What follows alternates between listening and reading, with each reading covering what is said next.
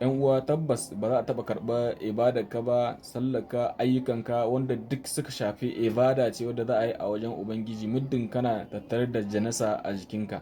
Dole ne sai ka tsaftace jikinka domin Allah subhanahu wa ta'ala baya karɓar komai sai mai tsafta, sai mai tsarki, sai mai kyau.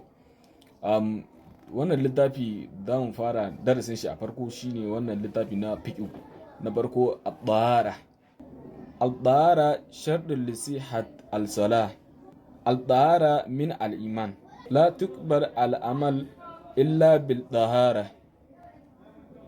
Tabbas ba a karɓan wani aiki dole ne sai mai tsafta. Alhamdulillah.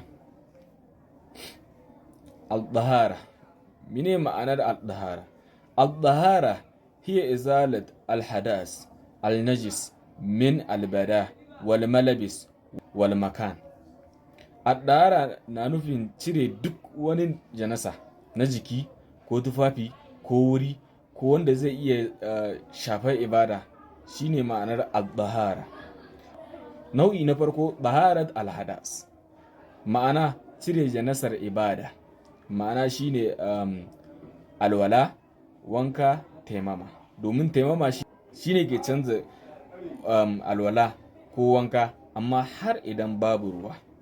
Nau'i na biyu shine taharat al-najasa, ma'ana cire najasar zahiri. Misali, janasa na zahiri su ne kamar haka: fitsari, bayan gida, da jini ko wani abu wanda ya shafi janasa ko tufafi da makamancin haka.